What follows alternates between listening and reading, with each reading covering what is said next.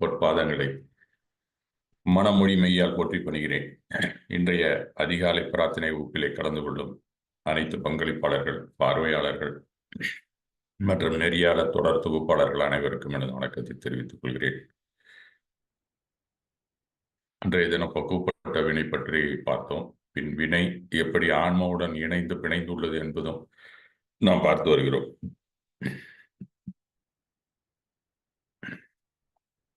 நாம லிப்ட்ல ஏறி போறோம்னா நடுப்புற லிப்ட் நின்று விட்டால் அந்த நேரத்துல நாம என்னடா இப்படி இந்த லிப்டுக்குள்ள மாட்டிட்டோமே, எப்படி வெளியில போறதுன்னு தெரியலேங்கிற விருப்புணர்வு வரும். இதை விட்டு தப்பிக்கணுங்கிற விருப்ப உணர்வு வரும் அப்படிங்கிறது சுருக்கமா நாம பார்த்தோம்.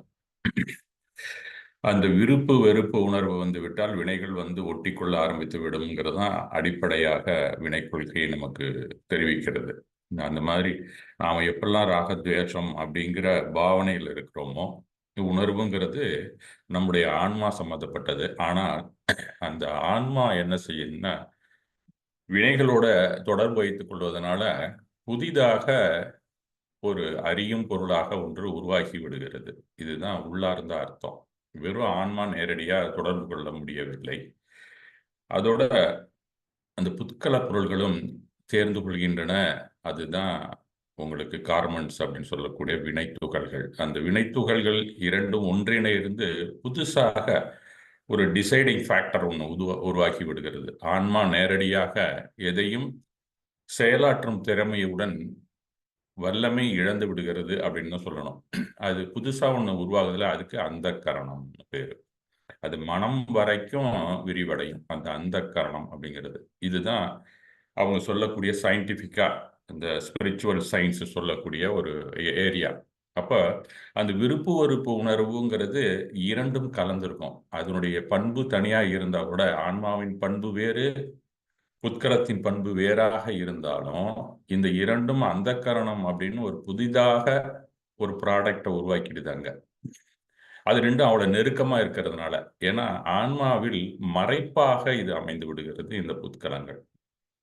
இந்த புத்கலங்கள் அப்படி அமைஞ்சிருக்கிறதுனால நமக்கு புதுசாக ஒரு ஆன்மா, அதாவது டிசைடிங் ஃபேக்டர் ஒன்று புதுசா வந்துடுது. அதனாலதான் இத்தனை குழப்பம். அந்த டிசைடிங் ஃபேக்டரை நாம உணர்ந்தாக்க சமயக்தம் வந்ததா அர்த்தம். அந்த டிசைடிங் ஃபேக்டரை விட்டு நம்ம வெளியிலே வரணுங்கிறதான் வினை கொள்கையின் அடிப்படை கருத்து. அதை நம்ம புரிந்து கொண்டு நம்ம தொடர்ந்து கேட்க வேண்டும். இந்த விருப்பு வெறுப்பு உணர்வு விட்டால் வினைகள் ஒட்டிக்கொள்ள ஆரம்பித்து விடும். இப்ப நாம உடலா இருக்கோம், மனமா இருக்கோம், அந்த பக்கம் ஆன்மா மூணுக்கும் நடுப்புற அந்த கரணம்னு ஒண்ணு இருக்கிறது. இது ரொம்ப நுட்பமான ஏரியாவா இருக்கின்றது. இது நம்ம தொடர்ந்து நீங்க அந்த வினை கொள்கை பற்றி படித்துக் கொண்டே வந்தால் அதனுடைய விவரம் முழுவதுமாக நீங்க தெரிந்து கொள்ளலாம். அதுக்கு பல நூல்கள் இருக்கின்றன. அது கொஞ்சம் அந்த ஏரியால சிலபஸ் எடுத்து படிக்கிறது மாதிரி படிச்சாதான் கொஞ்சம் புரியும்.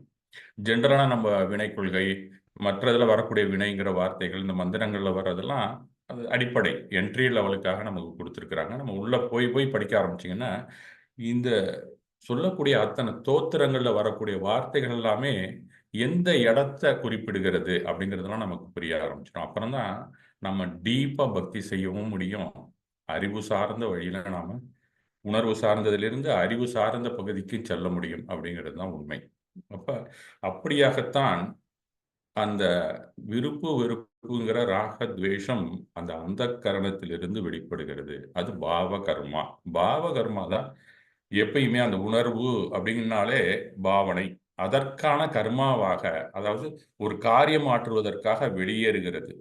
ஆனா ஆன்மாவில் ஆக்சுவலா பாவனைங்கிறது வேற. அதனுடைய இயல்பு மாறுபட்டு அங்கே ஒரு சஞ்சலம் ஏற்பட்டு அதிர்வே மாறுகிறது. அந்த மாதிரி வரக்கூடிய விருப்பு உணர்வாக வெளியேறுகிறது. ஒன்று ரெண்டே ரெண்டு தான் வரும். அந்த பாவனையை தான் அதுக்கப்புறம் கஷாயங்கள், நோ கஷாயம் அதெல்லாம் அதன் பிறகு வரக்கூடியவங்க. அடிப்படையிலே ராகத்வேஷம் விடுகிறது. அதனால நாம உண்மையிலே உலகத்துல என்னென்ன விஷயங்களை நம்ம பார்க்கணும், அறிந்து கொள்ள வேண்டும் அப்படின்னு இந்த ஆன்மா வருகிறதோ அதனுடைய பார்வையிலே மறைப்பு எல்லாமே வேறுபாடாக, அதான் அறியாமை. அந்த இடத்துல அந்த அறியாமையினாலதான் இந்த வினைகள் சேருகின்றன அப்படிங்கிறது தான் உள்ளுக்குள்ள வினை கொள்கை நமக்கு தெரிவிக்கிறது. அதனால ஆன்மாவில் இயல்பில் அறிவு மயமானது. ஆனா எப்பயுமே அது ஞானமயமானது தான். அதுக்கு இந்த விருப்பு வெறுப்பு உணர்வுலாம் கிடையாது. ஆனா அதனுடைய சுற்றி இருக்கக்கூடிய சிநேகம், எதோட சிநேகம் இருக்கோ அதை மாற்றி விடுகிறது. அப்ப நம்மளுடைய சிநேகம் தான் நமக்கு மாற்றத்தை அளிக்கும். ஆனா இது தன்னை மறந்து தனக்கு அறிவு இருக்கிறது என்று சற்று இருமாப்புடன் இருந்து விட்டது. அதுவும் ஒரு காரணம் அப்படின்னு சொல்றாங்க. அதுக்கு எனக்கு அறியும் தன்மை இருக்கிறதுன்னு ஆன்மா நினைக்கவே கூடாது. அது இயல்புல அது கிடையாது அதுக்கு. அது என்ன செய்யுது? எனக்கு அறிவு இருக்கிறது அப்படின்னு சற்று இருமாப்புடன் இருந்து விட்டது. அதிலிருந்து தான் அதற்கு வினை சேர்ப்பு, கட்டு வர ஆரம்பித்து விடுகிறது. ஏன்னா, எனக்கு அறிவு இருக்கு அப்படின்னு நினைச்சா என்ன அர்த்தம்? ஆணவம் வந்து விட்டது என்று தான் அர்த்தம். அதனால விருப்பு வெறுப்புக்கு ஆளாகி விட்டது. அதனால ஆணவ உணர்வை தனது சிறப்பாக வெளிப்படுத்தியதன் விளைவுதான் இந்த முதலில் நமக்கு வந்த வினைகள் அப்படிங்கிறத நாம புரிந்து கொள்ள வேண்டும். நீங்க அந்த இருட்டு பகுதிக்குள்ள போய் எனக்கு இந்த உணர்வு வருது அப்படின்னு சொன்னாலே, ஆணவம் அங்கே மலமாக அதனுடன் சேர்ந்து விட்டது. உணவாக அல்ல. அதனாலதான் ஆணவத்தை மலம் என்று பல ஞானியர்கள் குறிப்பிடுகிறார்கள். இந்த ஆணவம் தான் முத வந்தோடனே தான் நமக்கு அடுத்தடுத்து எல்லா வினைகளும் வருகிறது. ஓரளவு ஒத்துக்கொள்ளக்கூடிய ஒரு சரியான வழிகாட்டுதலாகத்தான் அதுவும் கூட தெரிகிறது. இந்த ஆணவம் தான் நமக்கு வருகிறது. அதன் பிறகுதான் பல கர்ம அணுக்கள் நமக்கு வருகின்றன. இப்ப நம்ம 8 பிரிவா வச்சிருக்கோம். 148 உட்பிரிவுகளாக வைத்திருக்கிறோம். பாவ வினை இருக்கு, திரவிய வினை இருக்கு. இதுக்கெல்லாம் முத ஸ்டார்ட்டிங் பாயிண்ட் ராகத்வேஷம். அதுல இருந்து தான் ஆணவம். ஆணவங்கிறது உணர்வு அடிப்படையிலே இருக்கக்கூடியது அப்படிங்கிறது தான் உண்மை.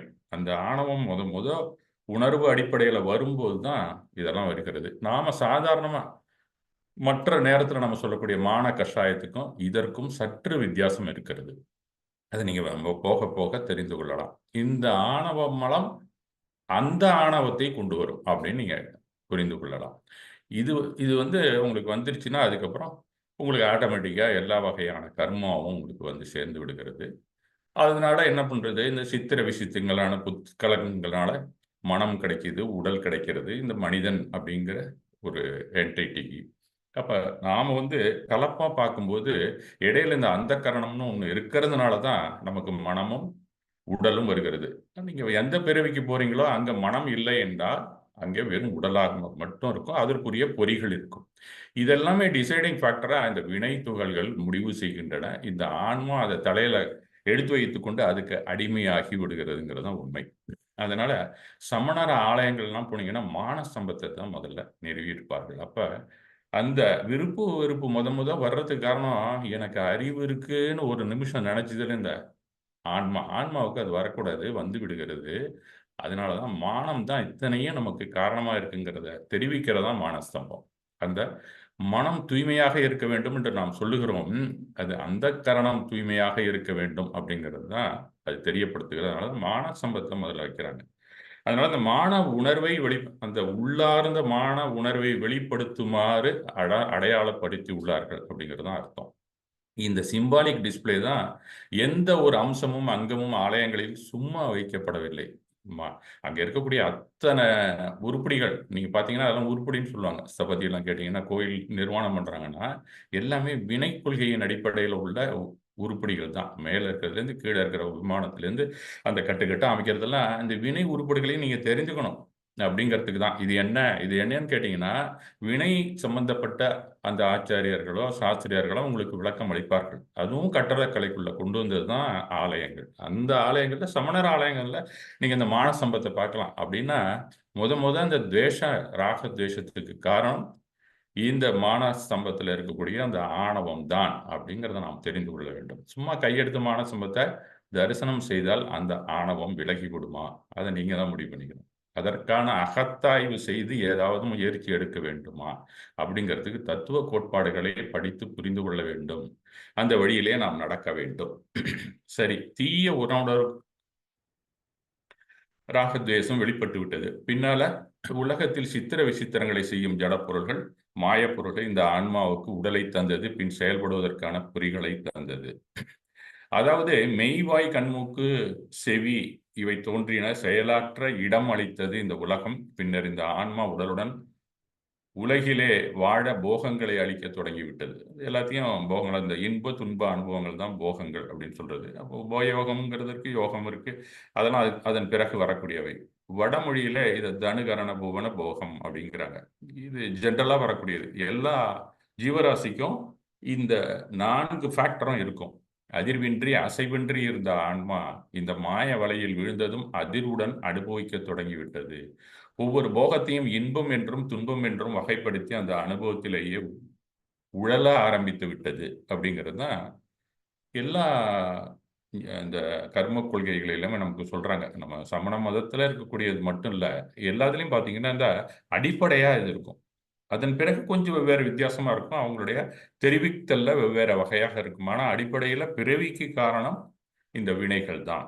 அது ஆன்மாவோட எது கூட்டு பொருளாக இருக்கிறதோ அதுதான் காரணம் அப்படிங்கிறது தான் அவங்க எல்லாருமே தெரியப்படுத்துகிறார்கள். இது பொதுவானது. இப்ப நீங்க அந்த 7 மற்ற கோயில்களுக்கு போனாலும், நம்ம கோயில்ல கூட சில அந்த எச்சன், எச்சி இவங்கெல்லாம் பார்த்தீங்கன்னா, கையில சின்முத்திரை அப்படின்னு ஒண்ணு இருக்கும். பார்த்துருக்கலாம். இந்த கை அப்படி வச்சிருப்பாங்க. இந்த 3 விரலும், அதுக்கப்புறம் அந்த ஒரு விரல் தனியாக இருக்கக்கூடிய அளவுல நீங்க எல்லாரும் பார்க்கலாம். அது சின்முத்திரை அப்படிம்பாங்க. சின்முத்திரை இந்த ஆட்காட்டி விரல்ங்கிறது மனிதன், ஒரு ஜீவராசி அப்படின்னு அவங்க சொல்றாங்க.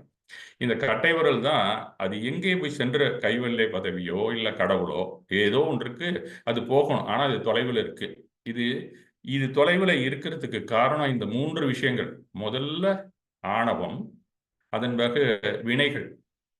அது வினைகளை கண்மம் அப்படின்னு தமிழ்ல சொல்லுவாங்க. இந்த ஆணவம், இந்த கண்மம் அப்படிங்கிறது வருது. அதன் பிறகு கடைசியா இந்த கண்மமும் ஆணவமும் ஒன்று சேர்ந்துருச்சுன்னா மாயை சேர்ந்துடும் இந்த உலகம்.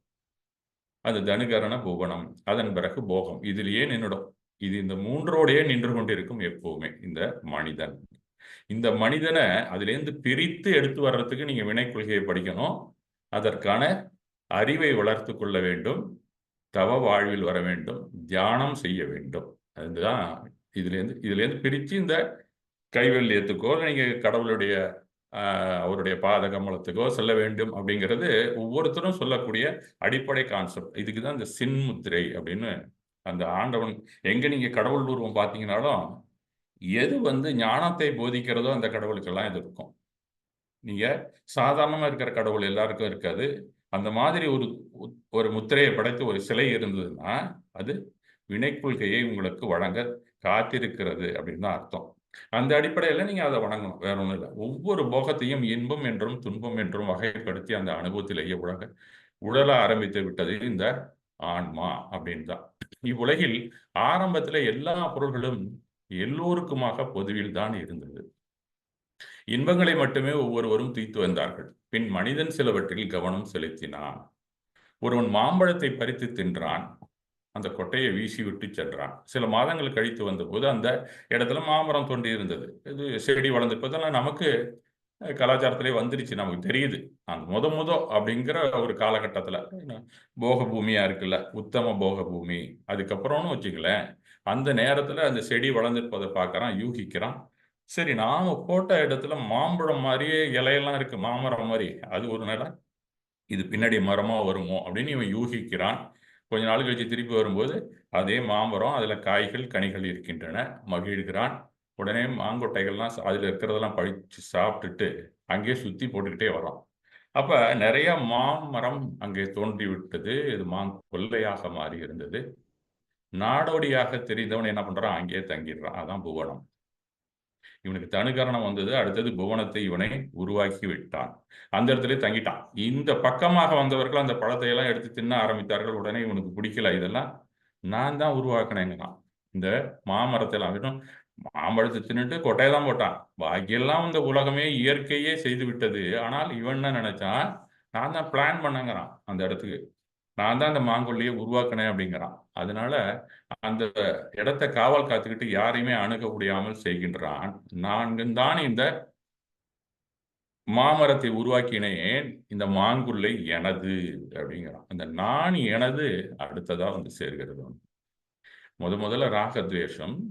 அந்த ராகத்வேஷத்திலேருந்து சாப்பிட ஆரம்பிச்சு போகத்துக்கு வந்தான். அதன் பிறகு அந்த ராகத்வேஷமே நான் எனது அப்படிங்கிற உணர்வாக மாறிவிட்டது. இந்த நான் என்ற அகந்தை எனது என்கின்ற மமத்துவ பாவனை அப்படின்னு சொல்லுவாங்க. இது முழுமையாக ஆட்கொண்டு விட்டது. அதை விட்டு விலகவே முடியல மனிதனால. நிச்சயத்தில் காணும்போது உலகில் உள்ள எவையும் எவருக்கும் உடைமையாவதில்லை அப்படிங்கிறது தான் நிச்சயம். உலக வழக்கு நோக்கில அப்படி இல்ல, உருமாற்றம் பெற்று விட்டது. இவை எனது என வாதிட ஆரம்பித்து விட்டான். இப்ப இப்ப நான் எங்க வீட்டில தான் உட்காந்துருக்கேன் அப்படின்னு நம்ம சொல்றோம். உண்மையிலே இதெல்லாம் நமக்கா நிச்சய நோக்கில அப்படின்னு பார்த்தா இல்ல. இருந்தாலும் இந்த உபச்சாரத்தை தான் நாம விரும்புகிறோம். இதுலதான் என்னதுதான் அந்த உலகத்தில் இருக்கிற பொருள்கள் எனக்குன்னு நான் வச்சிருக்கேன்ப்பா தனியா அப்படிங்கிற ஒரு பழக்கம் நம்மள்ட்ட வந்து விட்டது.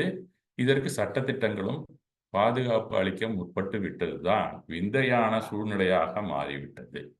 இந்த நான் எனதுன்னு நீங்க சொத்து என்ன சேர்த்து வச்சிருந்தீங்களோ அதெல்லாம் உங்களுக்கு தாங்க, நாங்க உங்களுக்கு பாதுகாப்பு கொடுக்குறோம்னு சமூகமே விரும்ப ஆரம்பித்து விட்டது. அதனால பாகுபாடு வந்து விட்டது மனிதர்களிடத்துல. எல்லாரும் சம தர்மத்தோட இருந்த சமுதாயம் பாகுபாடு பெற்ற வேறுபாட்டுடன் எல்லாருமே பிரிய ஆரம்பித்து விட்டார்கள். அதனாலதான் இத்தனை குடும்பங்கள் இருக்கு, இத்தனை பேர் தனித்தனியா இருக்கிறாங்க, ஊர் இருக்கிறது, நாடு இருக்கிறது, அப்புறமா உலகம் இருக்கிறதுங்கும் போது இந்த பாகுபாடான உலகம் உருவாவதற்கு காரணம் இந்த மனிதன் தான். இது மற்ற விலங்குகள் இடத்திலே அதிகமாக இல்லை. ஒரு சில மனமுள்ள விலங்குகள்கிட்ட தான் இருக்கும். மற்ற எதுக்குமே பாகுபாடு இருக்காது. அதுவா இருக்கும், எங்க இருக்கிற இடம் கிடைச்சதோ அங்க இருக்கும், சாப்பிடும், அதனுடைய ஆயுள் முடிஞ்சோன்னா போயிட்டே இருக்கும். இதான் அதனுடைய பண்பை நீங்க நல்லாவே தெரிந்து கொள்ளலாம். இது இந்த குணத்தோட இருக்கும். மனிதனுக்கு மட்டும்தான் மாறிக்கொண்டே இருக்கும் குணம். அதுக்கெல்லாம் காரணம் இந்த அந்த கரணத்துல இருக்கக்கூடிய ராகத்வேஷம் தான். இதுதான் அடிப்படை. அந்த ராகத்வேஷத்திலேருந்து வெளியில வர்றது தான் வீதராக நிலை. அந்த வீதராக நிலைக்கு தான் அந்த வினை கொள்கை நமக்கு வழங்கப்பட்டிருக்கிறது. அதிலிருந்து எப்படி வெளியில வர்றதுங்கிறத நாம தெரிந்து கொள்ள வேண்டும். அப்ப ராகத்வேஷத்துடன் செயல்பாடுகளில் தூய்மை இல்லாமல் வாழ்வதால் மனிதனை வினைகள் பல வகையில் விலங்கிட்டு கொண்டே வருகிறது. எனக்கு தெரிந்து தீவினைகள் எதுவும் நான் ஆற்றவில்லை என்று கூறுகிறான். ஆனால் ஏன்னா நான் எனது எல்லாருக்குமே பொதுவா போயிடுச்சு. அதுல எது தீவினைங்கிறான். அது மாதிரி பல விஷயங்கள் கலாச்சாரத்துல வினை வருவதற்கு அத்தனை சமூகமுமே ஒத்துக்கொள்கிறது. அந்த மாதிரி சமூக அமைப்பே மாறிவிட்டதுனால நான் எதுவும் தப்பே பண்ணலங்கிறான். இங்க இருக்கிற சட்டத்திட்டங்களே அந்த மாதிரி வினைகள் சேருவதற்கு துணையாக இருக்கின்றன. அதனால நான் எந்த தப்பும் பண்ணலையே அப்படிங்கிற மாதிரி ஒரு தோற்ற பிழை இவனுக்கு ஒரு அறியாமை வந்து விடுகிறது. இந்த பிறவியில் ஒருவன் செய்த தவறுக்கான வினைகளை இந்த பிறவிக்குள் மட்டுமே அவனுக்கு பலனை அனுபவிக்கும் என்ற நியதி இல்லை. இதுக்கு காரணம் இங்க இருக்கிற சட்டத்திட்டங்கள் தான். உங்களுக்கு துணை போகுது. அதனால நீங்க முற்பகல் செஞ்சா பிற்பகல் தண்டனை உங்களுக்கு வரவில்லை. அதற்கு ஒரு பாதுகாப்பு இங்கே கிடைத்து விட்டது. நீங்க பண்ற தப்புக்கெல்லாம் பாதுகாப்பு இந்த சமூகமே அனுமதிக்க ஆரம்பித்து விட்டதுனால என்ன ஆச்சு? அது அடுத்த பிறவிக்கு தள்ள வேண்டிய சூழ்நிலை வந்து இருக்குது. அதனாலதான் நாம செய்யற தப்புக்கெல்லாம் இத்தனையும் நமக்கு மறக்கடிச்சு நீங்க செத்து போனீங்கன்னா சுத்தமா மறந்து போயிடலாம். அடுத்த ஜென்மத்துல என்னைக்கோ பண்ணதுக்கெல்லாம் வந்து நிற்கும் ஐயோ ஐயோ கத்துவோம். இந்த பெங்கால் புயல் இங்க வருது அப்படின்னு சொன்னா காரணம் என்னைக்கோ நம்ம பண்ணிருக்கிறோம். அதுக்குதான் இன்னைக்கு வருது. அதுவும் மன்னார்குடியில் இருக்க வேண்டியவனா சென்னையில வந்து உட்கார்ந்துருக்கேன். இதை ஃபேஸ் பண்ணலாம் அப்படின்னு சொல்லிட்டு. அந்த மாதிரி விதி முடிவு செய்கிறது. அதனால காரணம் நாம தீவினைகளை அப்பப்பவே அந்தந்த தண்டனைகளை அப்பவே நாம எடுத்துக்கொள்ள தயாராக இல்லை. அதனால நாம என்ன பண்றோம், நம்மளை பாதுகாத்துக் கொள்வதற்காக ஊர் உலகத்தையே மாத்தி வச்சிருக்கோம். அதனாலதான் அடுத்த பிறவிக்கு அதை வழங்க வேண்டிய கட்டாயம் இந்த இயற்கைக்கு வந்து விட்டது. அதனாலதான் வினை கொள்கை பல பிறவிகளாக தொடர ஆரம்பித்து விட்டது. இந்த வினை கொள்கை தொடர ஆரம்பிக்கிறதுக்கு காரணமே மனமுள்ள மனிதன் தான். இவன் தான் மற்ற பிறவிகளையுமே தீர்மானம் செய்கிறான். இது உண்மைதானே? நீங்க விடுதலை பேருக்கு போகணும்னா கூட இந்த மனிதனால தான் முடியும். மற்ற பிறவிகளை நீங்க இருக்கும்போது முடியவே முடியாது. ஏன்னா இந்த மனித பிறவி தான் அதை அத்தாட்சியா உரிமையாக நிலைநிறுத்துகிறது. அடுத்த பிறவிக்கு என்ன போகணுங்கிறதையே நிர்ணயம் செய்கிறது. ஆக அதனாலதான் இதுதான் மற்ற பிறவிக்கு காரணமான மூலம். இதுவே தான் அதை விட்டு வெளியேற வேண்டும். அதனாலதான் பகவான் எல்லாமே நீ மனித பிறவி எடுத்தாதான் விடுதலை பேருக்கு போகலாம். மற்ற எந்த பிறவி 84 லட்சம் யோனியில நீ எதுல பிறந்தாலும் மோட்சத்துக்கு போக முடியாது. ஏன்னா டிசைடிங் ஃபேக்டர் மனுஷன் தான். உனக்கு எத்தனை பிறவி வேணுங்கிறத முடிவு பண்றது, உனக்கு என்ன மாதிரி துன்பம் வேணும் இன்பம் வேணும் முடிவு செய்வதே இந்த மனிதன் தான். அதனாலதான் நாம மனித பிறவி எடுத்தாதான் மோட்சத்துக்கு போக முடியுங்கிற ஒரு அடிப்படையான உண்மையை நமக்கு தெரிவித்து சென்றிருக்கிறார் பகவான். அதான் நாம தெரிந்து கொள்ள வேண்டியது. இது எந்த பிறவியிலோ செய்த வினையை இந்த பிறவியில் எப்படி சரியாக எனக்கு தர முடியும் என்ற வினாவும் தோன்றவே செய்யும். ஈட்டிய வினைகள் அனைத்தும் உடலுக்கானது அல்ல, அவை ஆன்மாவுக்கானது அப்படிங்கிறதுதான் உண்மை. ஆன்மா அழிவதில்லை, உடல் மட்டுமே அழியும். அதனால இது எல்லாமே எப்பவுமே யார் புத்திசாலியா செயல்படுறாங்களோ அவங்களுக்கு தான் தண்டனை கொடுக்கணும். லீட் பண்றாங்களோ, இப்ப அந்த உடம்பை பொறுத்த வரைக்கும் லீட் பண்றது ஆன்மா தான். அந்த லீடருக்கு தான் அந்த தண்டனையை கொடுக்க முடியும். முத மற்றவங்க எல்லாம் ஃபாலோயர்ஸ் தான், கூட இருக்கிறவங்க எல்லாருமே. அந்த லீடர் சொல்றதை கேட்கறாங்க அடிமையா. அதனால யாருன்னு கண்டுபிடிக்குது, அந்த ஆன்மாவுக்கு தான் அந்த வினையை கொடுக்குது. அதற்கு அந்த இன்ப துன்ப அனுபவத்தை கொடுத்து கொண்டே வருகிறது. அதுதான் தண்டனை ஆன்மாவுக்கு. இந்த ஆன்மாவுக்கான வினை ஒவ்வொரு கணமும் இயற்கை கூட்டிக் கொண்டே செல்லும். அதுவும் அவை உடன் பயணித்து வந்து இனி வரும் பிறவியில் ஏதோ ஒரு கதியில், அப்படின்னா எந்த பிறவியிலோ அந்த 84 லட்சத்துல எந்த பிறவியில நீ இருக்கின்றாயோ அங்கே பலனை கொடுக்க ஆரம்பித்து விடும். எதுவுமே நீ செஞ்சதெல்லாம் அதற்கான பலன் திரும்ப கிடைத்து கொண்டேதான் இருக்கும். வினை ஆன்மாவுக்கானது. ஆன்மா எங்கே சென்றாலும் கூடவே வந்து எதிர்வினையை அழித்து விட்டு தான் செல்லும். இதுதான் இந்த வினை கொள்கையினோட ஃபார்முலா செட்டப். எந்த ஒரு வினையும் உடனே பலனை தருவதில்லை. ஏனென்றால் இந்த வினைகள் பலன் தர சரியான சூழ்நிலையை எதிர்நோக்கி காத்திருக்கும் என்பதுதான் விதி. நீ எந்த உணர்வோட, எந்த உஷ்ணத்தோட, எந்த டெம்பரேச்சரோட நீ அந்த கடமையை செய்கிறாயோ அதே டெம்பரேச்சர் வரணும். எமோஷன்லையும் வரணும், சூழ்நிலையிலையும் வரணும். அப்பதான் உனக்கு திருப்பி கொடுக்கும். அதனாலதான் வெயிட்டிங், வேற ஒன்றும் கிடையாது. கண்ட நேரத்தில் கண்ட மாதிரி. ஏன்னா சம அளவு ஃபார் எவரி ரியாக்ஷன் எல்லாமே ஃபார் ஈக்குவலண்ட் எதிர்வினையா அந்த டைரக்ஷன் மாறி எதிர்வினையாக நமக்கு அளிக்கும் போது ஈக்குவலா இருக்கணும் அப்படிங்கிறது தான் அந்த வினை விரும்புகிறது. அதனால அந்த சூழ்நிலையை எதிர்நோக்கி காத்திருக்கிறது. அதுதான் விதி.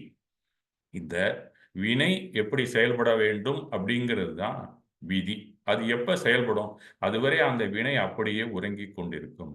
எப்போது அந்த வினை விழித்து பக்குவப்பட தொடங்கியதோ அப்போதுதான் பலனை தரும். அப்ப விதி எப்ப வேலை செய்ய ஆரம்பிக்கும்னா அந்த வினை விழித்துக் கொள்ளும் போதுதான், உதயத்துக்கு வரும்போது. பக்குவப்பட்டாதான் உதயத்துக்கு வரும். அப்ப விதி வேலை செய்ய ஆரம்பிக்கும். இப்ப வினை வந்து பின்னாடி இருக்கு, விதி வந்து உதயமாகி நமக்கு பலனை தரார். எப்ப பலன் தரக்கூடிய வினைகள் வருகின்றனவோ அதெல்லாம் தான் விதி. அதனால் வரும் பிறவி ஒன்றில் சில வினைகள் மட்டும் பக்குவப்பட்டு இன்ப அனுபவத்தையோ துன்ப அனுபவத்தையோ அழித்து செல்லும். நாம் செய்த பாவ புண்ணியங்களுக்கு செயல்களுக்கு ஏற்ப உள்ளே ஸ்டாக் வினைகள்லாம் இருக்கும். எப்போதும் ஸ்டாக்ல இருந்துகிட்டே இருக்கும் வினைகள். ஏன்னா நாம திருப்பி கடமைகள் செய்கிறோம், ஏதோ ஒரு வேலையை செய்கிறோம், அந்த செயல்பாட்டுக்கான வினைகள் நமக்கு மறுபடியும் வந்து ஸ்டோர் ஆகிட்டே இருக்கு. அதனால ஸ்டாக் எப்போ பார்த்தாலும் வினை ஸ்டாக் இருந்துகிட்டே இருக்கும். இந்த கார்பன் ஸ்டாக்னு சொல்றாங்க. இதை பக்குவப்பட்டு வரும்போது பலனை அளிக்கும். பக்குவப்பட்ட வினைகள் பலனை அளிக்க முற்படும் போது நாம் புதிய பிறவி எடுத்திருப்போம். எப்போ பக்குவப்பட்ட வினையெல்லாம் வருதோ அதுக்கெல்லாம் ஒரு பிறவி நமக்கு வந்திருக்கும். இதனால் இப்போதைய பலனுக்கான வினை எப்போதும் பதிவானது என்பது, எப்போதோ பதிவானது என்பது நம் நினைவில் இருக்க வாய்ப்பு இல்லை. ஏன் இந்த சூழ்நிலையே எனக்கு வந்திருக்கு அப்படின்னு நம்ம புலம்புறோம். இந்த சூழ்நிலை எனக்கு ஏன் வந்துச்சு, எனக்கு ஏன் இந்த கஷ்டம் வந்திருக்கு, ஆனா சந்தோஷப்படும் போது சொல்றதில்லை. ஏன் இந்த கஷ்டம் எனக்கு வந்திருக்கு, எனக்கு மட்டும்தான் வந்திருக்கு, சுத்தி இருக்கிறவங்களுக்கெல்லாம் இல்லையே. அவனுக்கு புண்ணிய வினை இருக்கும், அந்த நேரத்தில் அவனுக்கு இல்லை. அவனுக்கு பாவ வினை வரும்போது அவனுக்கும் இருக்கும். ஆனா சைக்கிளிக்கா பார்க்கும்போது நம்ம கண்ணுக்கு எத்தாப்புல நல்லா இருக்கிறவங்க மேலெல்லாம் பொறாமப்படுவோம். இதுக்கெல்லாம் காரணம் நம்ம தான். நமக்கு வந்திருக்க வினை அப்ப பக்குவப்பட்டு நமக்கு பலனை அளிக்கிறதுன்னு அர்த்தம். இந்த துன்ப சூழ்நிலைக்கும் காரணம் நம்ம தான். என்றைக்கோ நாம் அந்த பாவனையை மனசுல வைத்து ஒரு செயலை செய்திருக்கிறோம், அதற்கான பலன் இன்று நமக்கு வருகிறது. ஏன் என் வாழ்க்கையில மட்டும் இப்படி நடக்குது அப்படிங்கிற சிந்தனை வந்தா, இந்த வாழ்க்கையை தேர்வு செய்தவனே நீதான் அப்படின்னு சொல்றதுதான் வினை. அதனால் இப்போதைய பலனுக்கான வினை எப்போது பதிவானது என்பது நம் நினைவில் இருப்பதே இல்லை. அப்போ ஒரு பிறவிக்கும் அடுத்த பிறவிக்கும் இந்த ஸ்டோர் பண்றோம்ல நினைவுகளை, அது பூரா அழிஞ்சு போயிடும். மனம்ங்கிறது இருக்காது. ஸ்டோரேஜ் பாயிண்ட் தான். நீ என்னென்ன நினைவுகள்ல இருக்கோ அதெல்லாம் ஸ்டோர் பண்ற பதிவு அகம் அப்படின்னு சொன்னா அதான் அகம் அப்படின்னு நம்ம சொல்றோம். இந்த அகம் மனம் தான். அந்த மனசுல ஒரு பகுதி, அந்த கரணத்துல ஒரு பகுதி தான் மனம். அது பூரா நீங்க இறக்கும்போது அந்த நினைவுகள் பூரா போயிடும். இந்த உடலும் சென்றுவிடும். இறக்கும்போது எல்லா நினைவு பதிவுகளும் அழிந்து விட்டிருக்கும். உடலோடு மனமும் அழிந்து விடும். ஆனால் வினைக்கான அந்த கரணம் உள்ள உருவானுச்சுல்ல, இந்த ராக துவேஷத்தை கொடுக்கக்கூடிய ஒரு அறிவு சார்ந்த, அது ஆக்சுவலா முட்டாள் தான் அது. ஆனா அந்த கரணம் நம்மோட அடுத்த பிறவிக்கு வந்து விழித்துக் கொள்ளும். அப்பதான் டோட்டல் வினையும் நம்மளோட வருது அப்படிங்கிற கான்செப்ட் அங்க வருது. அப்ப நாம செயலாற்றுறதற்கான வினைகளை நாமே தான் கேரி பண்ணிக்கிட்டு போயிட்டே இருக்கோம் ஒவ்வொரு தடையும். இந்த கேரி ஓவர் பிராட் ஃபார்வர்டு நடந்துகிட்டே இருக்கு. இந்த கேரியை நம்ம எடுத்துக்கிட்டே போறோம், கேரி ஓவர் பண்ணிக்கிட்டே போறோம், அடுத்த பிறவில பிராட் ஃபார்வர்டு பண்ணிக்கிறோம். அந்த மாதிரி அந்த பிறவிக்கு போகும்போது நமக்கு சில வினைகள் மட்டுமே சூழ்நிலையை உருவாக்கும். பக்குவப்பட்ட வினைகள் தான் அது. அதுதான் உதயத்துக்கு வந்த வினை அப்படின்னு சொல்றாங்க. அந்த உதயத்துக்கு வந்த வினைகள் தான் விதியாக நமக்கு எதிர்கொள்கிறோம். அந்த விதியை நீ எப்படி எதிர்கொள்கிறாயோ அதுதான் புதிய வினைகளை சேர்க்கிறதா இல்லையா அப்படிங்கிற ஒரு நிலைமை நமக்கு அந்த இடத்துல கொண்டாந்து வைக்கிறாங்க. புரியும்படியாக நமக்கு தெரிவிக்கிறார்கள். அந்த மதி தான் சரியா இருக்கணும் நமக்கு. அந்த விதியை எதிர்கொள்ளும் மதி நமக்கு சரியாக வருவதுதான் வினை கொள்கையிலே அதை விட்டு வெளியேறும் வழிவகைகளை உரைக்கும் ஞானியரின் கூற்று அங்கதான் இருக்கு. ஆனால் வினைக்கான அந்த கரணம் நம்மளோட எப்பயும் தொடர்ந்து வந்து கொண்டே இருக்கிறது. அதனாலதான் தலையில அப்படி எழுதியிருக்குப்பா அப்படின்னு பெரியவங்கலாம் சொல்றாங்க. விதி வேலை செய்யுது அப்படின்னு சொல்றாங்க. நமக்கு கஷ்டம் வந்துச்சுன்னா என் தலையில அப்படி எழுதியிருக்கு அப்படின்னு தான் நீங்க நினைச்சுக்கணும். வேற யாரோ கஷ்டம் கொடுக்குறாங்கன்னு நினைக்கிறதுக்கு அர்த்தமே இல்லை. இதெல்லாம் படிச்சோம்னா விதி வேலை செய்யுது அப்படின்னு தான் சொல்லுவாங்க. நம்ம வீட்டில் இருக்க பெரியவங்களை கேட்டா எல்லாம் விதி வசம்தான்ப்பா அப்படின்னு சொல்லுவாங்க. இதை பிராப்தம் அப்படின்னு ஞானியர்கள் இறைவனை அளித்ததாக சொல்லுகிறார்கள். அது சில ஞானியர்களின் கூற்று. இந்த வினை விஷயத்த எல்லாமே கையாளுறதுக்குன்னு ஒரு கடவுள் இருக்காரு. அவர் தான் படைப்பு கடவுள்.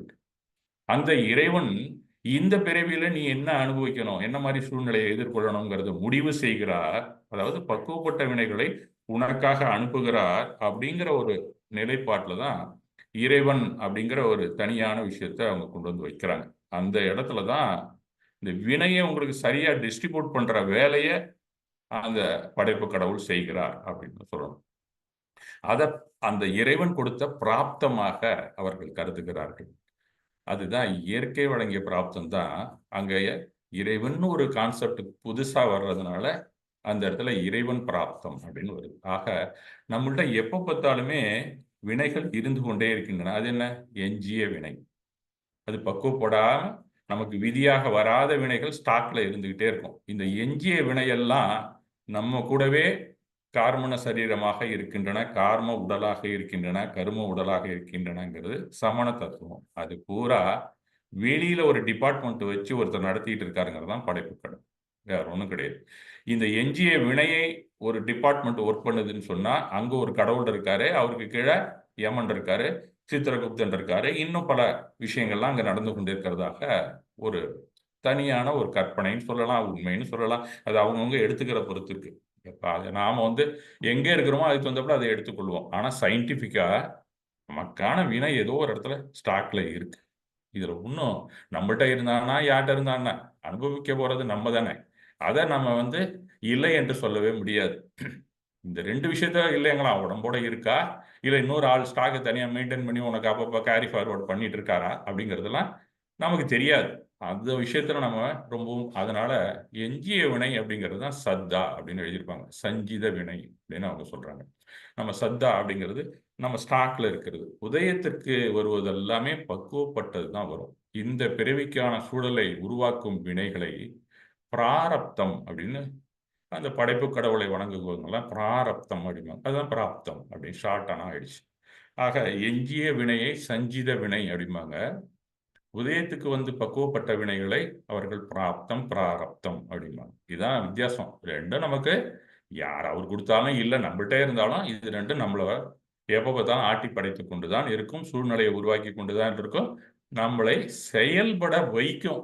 அந்த சூழ்நிலையில சும்மா இருக்க முடியாது. புயல் வருதுன்னா நம்ம சும்மா இருக்க முடியுமா? சாப்பாடு வேணுங்கிறது, நமக்கு பாதுகாப்பு, இதெல்லாம் நம்ம தேடி தான் நம்ம செயல்பட்டு தான் ஆகணும். பெங்கால் வந்தான்னா கஜா வந்தானே நாம் அந்த நேரத்தில் செயல்பட்டுத்தான் ஆக வேண்டும். அப்ப இந்த சூழலை உருவாக்கி விடுகிறது, அதுதான் நமக்கு பிராப்தம்.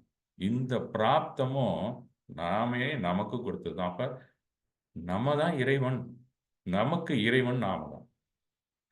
இப்ப இன்னொருத்தர் வச்சுக்கிட்டு எல்லாத்தையும் செஞ்சாலும் உண்மையிலே இந்த பிராப்தம் யார் கொடுத்துருக்கா? இன்னொரு கடவுள் இருந்தாலும் அவர் தலையிடவே முடியாதுன்ட்டாரு. உன்னுடைய அதெல்லாம் அவங்களுடைய பிலாசபியிலே இருக்கு. எந்த கடவுளும் நீ செய்த வினைகளுக்காக, நீ ஈட்டிய வினைக்காக எதுவுமே செய்ய முடியாது. அப்படிங்கிறது தான் அவங்களுடைய கதைகள், புராணங்கள் எல்லாமே சொல்கின்றன. நுட்பமா படிச்சீங்கன்னா நல்லா புரியும் அது.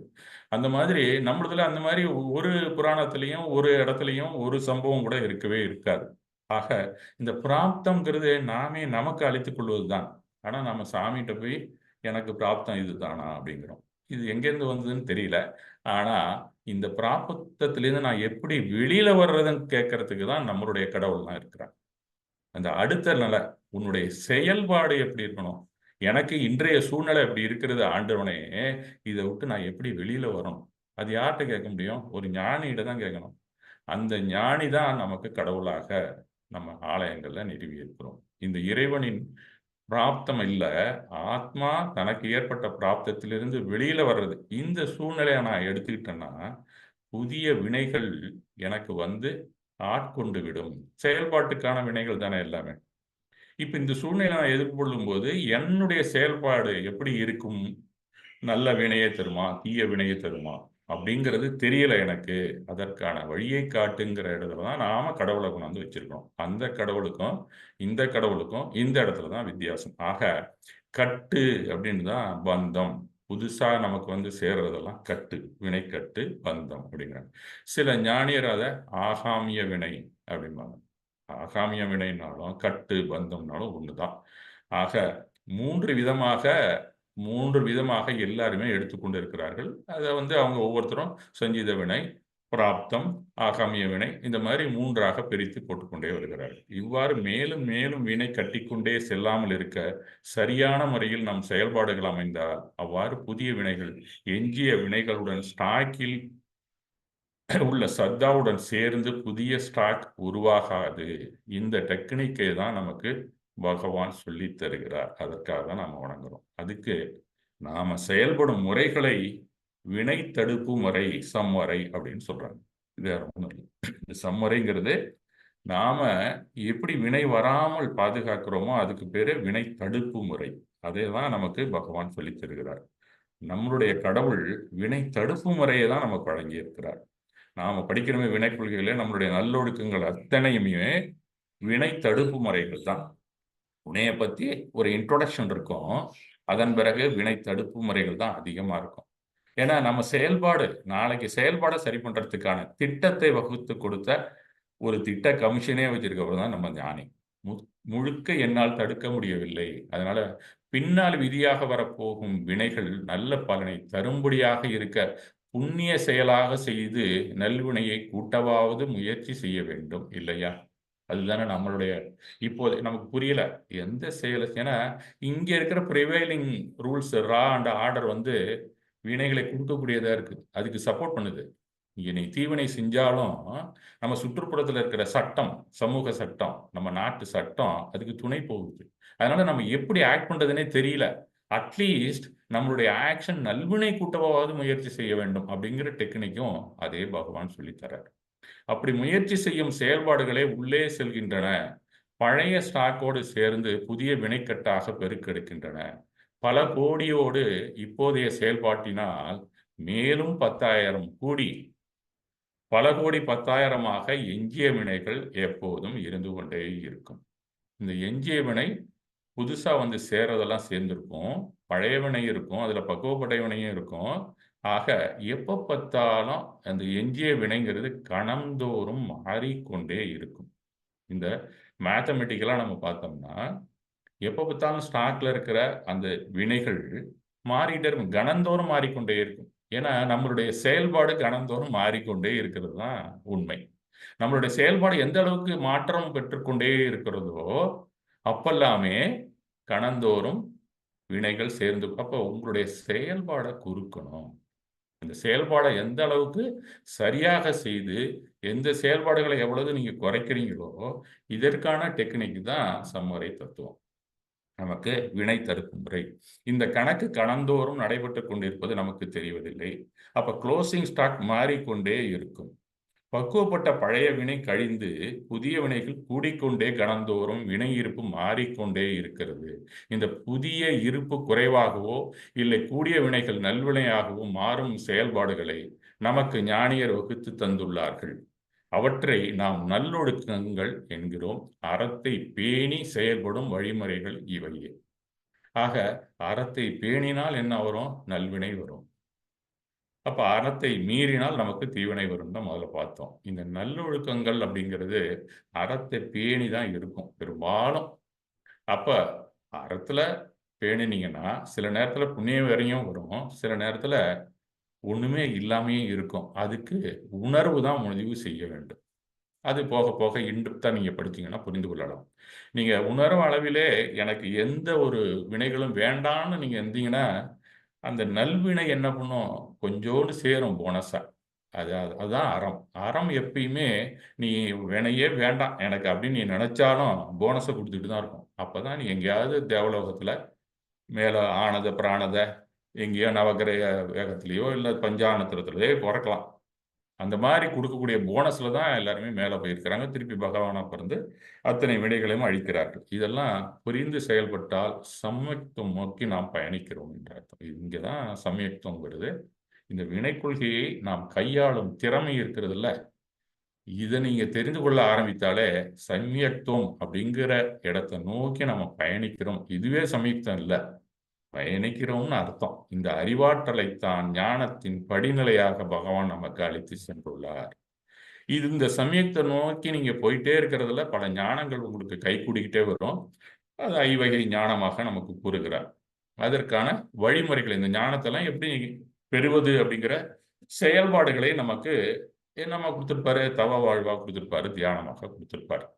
இந்த ஊழையெல்லாம் ஊழ்ன்னு நம்ம தமிழ் சொல்றோம், வினைன்னு சொல்றோம், கர்மான்னு சொல்றோம், எண்முறைங்கிறோம், தெய்வம்ங்கிறோம். எத்தனையோ நம்ம முதல்ல பார்த்தோம். இந்த ஊழை நீங்க குறைச்சலா செயல்பாட்டுல கொண்டு வரணும்னா, ஊழ்கை அப்படிங்கிற ஒரு வார்த்தையை போட்டார் திருவள்ளுவர் கூட. பல இலக்கியங்கள்லாம் ஊழ்கைன்னா தியானம், வேற ஒண்ணும் இல்ல. ஊழை நீங்க சரி பண்ணணும்னா, ஊழ்கை செய்துதான் ஆக வேண்டும். அந்த ஊழ்கைங்கிற தியானம் தான் நம்ம செயல்பாடுகளை குறுக்கும், ரொம்பவும் குறைச்சலாக்கும், அமைதியா உட்கார வைக்கும், வாய் பேச விடாது. மௌனமாக நீ இருப்பாய். உடல் செயல்பாடும் குறைந்து காணப்படும். இப்ப தியானத்துல நீ இருக்க இருக்க செயல்பாடு குறையும். அப்ப உள்ளே வர்ற வினை குறையும். அப்ப ஸ்டாக் குறைய ஆரம்பிக்கும். இத மேத்தமெட்டிக்கலா சொல்றாரு. வேற ஒண்ணும் கிடையாது. நீ தியானம் பண்ணீன்னா சைலன்ட்டா உட்கார்ந்திருப்ப. அது எதனால அப்படிங்கிறத நம்ம பார்க்கிறோம். அடுத்தது பார்த்தோம்னா, எந்தெந்த செயல்பாடுகளால நமக்கு வினைகள் கூடிக்கொண்டே வருகின்றன அப்படிங்கிறதையும் நாம புரிந்து கொள்ள வேண்டும். அப்ப அத்தனை செயல்பாடுகளையும் ஸ்டாண்ட் ஸ்டில் பண்ணணும்னா, அந்த ஊழ்கை அப்படிங்கிற தியானத்துக்கு தான் நம்ம போகணும். வினையை கூட்டவோ, குறைக்கவோ நாம முடிவு செய்யணும்னா, நாம தியானத்துக்கு போனா கூடாது, குறையதான் செய்யும். அதனால தான் தியானம், தியானம், தியானம் மெடிடேஷன் அப்படின்னு மகாவீரரும், புத்தரும் இதே தான் சொல்லிட்டு இருக்காங்க 2 பேரும். ஏன்னா, உள்ள வர்றத நீ குறைச்சுக்கலாம்ப்பா. அறவே வராமலும் தடுக்கலாம். இந்த டெக்னிக் தான் மேத்தமெட்டிக்கலா நமக்கு வினைக்கொள்கைகளே தரப்பட்டிருக்கிறது. வினைக்கொள்கைலாம் என்னமோ நினைச்சுக்க வேண்டாம். கொஞ்சம் 8th ஸ்டாண்டர்ட் மேத்ஸ் தெரிஞ்சா கூட போதும் உங்களுக்கு வினைக்கொள்கையை நன்றாக புரிந்து கொள்ளலாம். வினையை கூட்டவோ, குறைக்கவோ எந்த கடவுளாலும் முடியாது. அதை அந்த கடவுளை வணங்கும் ஞானியரே கூறுகிறார்கள். அந்த மாதிரி வெளியில இருக்கிற கடவுளெல்லாம் நீங்க வணங்குனீங்கன்னா, உங்களுக்கு வினை கூடுமா அப்படிங்கிறது இல்லை அப்படின்னு பல சித்தாந்தங்கள். நீங்க வெளியில போய் இந்த படைப்பு கடவுளை பத்தி சொல்லக்கூடிய இந்த உபன்யாசங்களை கேட்டா கூட அவங்கலாம் சொல்லுவாங்க. ஆனா சில பேர் பொய்யும் சொல்றான் அதுல. அது ஒண்ணும் பண்ண முடியாது. அவங்கலாம் பணம் காசுக்கு பேசுறவன். இப்பல்லாம் பேச்சு எல்லாமே காசு வாங்கிட்டு தானே பேசுறாங்க பெரும்பாலும். எல்லா பேச்சாளருமே 40,000லேருந்து 1,00,000 1.5 வரைக்கும் வாங்குறாங்க. நானே பேமெண்ட் 70,000 80,000லாம் கொடுத்துருக்கிறேன் மீட்டிங்லாம். இப்போ அவங்க நீங்க எதை பேசணும், நீ சைவம் பேசுனா சைவம் பேசுவான். நீங்க சமணம் பேசுனா சமணம் பேசுவான். திடீர்னு ஒரு நாளைக்கு பார்த்தீங்கன்னா, சைவத்திலேயே உயர்ந்தது யார் சொன்னாங்கன்னா, மகாவீரருமா, அடுத்த மீட்டிங்ல போய் புத்தருமா. அவனுக்கு காசு தான். அவன் படிச்சு வச்சுக்கிட்டு சொல்றான். அவன் ஒரு டீச்சர் அவ்வளவுதான். அந்த காசு வாங்கிட்டு என்ன சிலபஸ் நீ கொடுக்குறியோ அன்னைக்கு அதை படிச்சுட்டு போய் பேசுவான். அந்த மாதிரி இருக்கக்கூடிய ஞானியர் கிடையாது அவங்கெல்லாம் பேச்சாளர்கள். அந்த பேச்சாளர்களே திடீர்னு ஒரு நாளைக்கு கூட அரசியல் தலைவர்களாக வருவார்கள். அவர்களே நம்மை ஆளவும் போகிறார்கள் அப்படிங்கிறது தான். ஏன்னா சினிமாலேருந்து வந்தது மாதிரி இப்போ இதுலேருந்து வரப்போறாங்க பட்டிமன்றத்திலேருந்துன்னு வச்சுங்களேன். இந்த கடவுள் பக்குவப்படும் வினையை, விதியை சற்று மாற்றி அமைக்க முடியுமே ஒழிய முற்றிலுமாக எந்த ஒரு வினையையும் அழிக்க முடியாது. பின்னொரு காலத்திற்கு அதை தள்ளி போடலான்னு புதுசா ஒரு ரூலிங்க அங்க கொடுக்குறாங்க. அவங்களால அப்புறம் எதுக்கு தான் நான் சாமி கும்பிடணும் அப்படின்னு சொன்னா, முத அவங்க சொன்னது, நீங்க அந்த சாமி கும்பிட்டீங்கன்னா உனக்கு ஞானத்தை வழங்குவார். ஞானம்ங்கிறது வேற ஒண்ணும் கிடையாது. சம்முறை வினை தடுப்பு முறையை உங்களுக்கு சொல்லக்கூடிய அறிவு தான் ஞானம். உங்க சொல்ற ஜென்ரலா எல்லாருமே இந்த தடுப்பு முறையை சொல்லக்கூடியதா அவர் வழங்குவாருங்கிறது தான் ஆரம்பத்துல இருந்தது. அப்புறம் போக போக என்ன பண்ணாங்க, அந்த வினைகள் உள்ள இருக்குல்ல, அது உதயத்துக்கு வந்திருக்க நேரத்துல உனக்கு ரொம்ப கஷ்டமா இருந்ததுன்னா, அந்த உதயத்தை கொஞ்சம் குறைப்பாங்க. அப்படி இல்லைன்னா புதுசா ஒரு விதயம் வராமலையும் தடுப்பாங்க. அப்படிங்கிற ஒரு புதுசான ஒரு விஷயத்தெல்லாம் போக போக நூற்றாண்டு காலம் மாற மாற ஆரம்ப காலத்துல 2ஆம் நூற்றாண்டுல சொன்னதுக்கும் 13ஆம் நூற்றாண்டுல சொன்னதுக்கும் அந்த படைப்பு கொள்கையில நிறைய மாற்றங்கள் இருக்கும். அந்த வரலாறை நம்ம படிச்சோம்னா தெரியும். ஒரு புராண காலத்து கதை கூட இதுக்காக சொல்லப்படுகிறது. அதை நீங்க வேடிக்கையா இருக்கும். அதை மட்டும் கூட கேட்டுக்கலாம். வியாச முனிவரை பத்தி எல்லாருக்குமே தெரியும். மகாபாரதம் எழுதினது அவர் தான் அப்படின்னு சொல்லி. அந்த வியாச முனிவர் ஆசிரமத்துல இருக்கிறாரு. அவருடைய பிரதான சீடன் சில பேர் இருப்பாங்க எல்லாருக்கும். ஏன்னா அவனுக்கு கொஞ்சம் கற்பூர புத்தி இருக்கும். இவர் என்ன சொன்னா டக்குன்னு புரிஞ்சுக்குவான். இவர் எப்போ பார்த்தாலும் பிரீச் பண்ண முடியாது. அவங்கள நீங்களும் சொல்லுங்கடா அப்படின்ட்டு இவர் கொஞ்சம் ஃப்ரீயா இருப்பாங்க. அதுக்காக பிரதான சீடர்கள் ஒவ்வொரு ஆசிரமத்திலையும் அந்த ஆசிரமத்து ஹெட்டுக்கு ஒருத்தங்க 4-5 பேர் இருப்பான் எப்பயும். அந்த மாதிரி வியாசருக்கு ஒரு பிரதான சீடன் இருக்கிறான். அவன் காலையில வர்றான். அவர் பார்த்தோன்னே அவர் என்னடா அவனுக்கு வந்தோடனே இவருக்கு தோணுது, ஆகா இவன் சீக்கிரம் செத்து போடுவான் போல இருக்க. இவனுக்கு ஆயுள் முடியறது அவருக்கு அவருடைய ஞான திருஷ்டி அப்படின்னு சொல்லுவாங்க. அது தெரியுது. உடனே அவர் என்ன பண்றது, அவன் சாமம் இருக்கணும்னா படைப்பு கடவுள்ல அந்த டிபார்ட்மெண்ட்டை பார்க்குற ஒருத்தர் இருக்கிறாரு. அவரு எல்லாருக்குமே தெரியும், யம தர்மன். இப்போ நம்மளே சொல்லுவோம், சாவ போறோம்னா யமன் வந்து முன்னாடி நிற்கிறோம் அப்படின்னு கத்துவோம். அந்த யம தர்மனை பார்க்க அந்த சீடனையே அழைச்சிக்கிட்டு போயிருக்காரு. நேரா நேரா போய் அந்த யம தர்மன்ட்ட, இந்த மாதிரி ஆயிடுச்சுப்பா எனக்கு தெரியுது, இவனுடைய விதி முடிய போகுது. அப்படியா? அவன் ஏன்னா அவன் சும்மா அரசன் தான். இந்த கணக்கெல்லாம் பார்க்கறதுக்கு சித்திரகுப்தன் ஒருத்தன் இருக்கான்.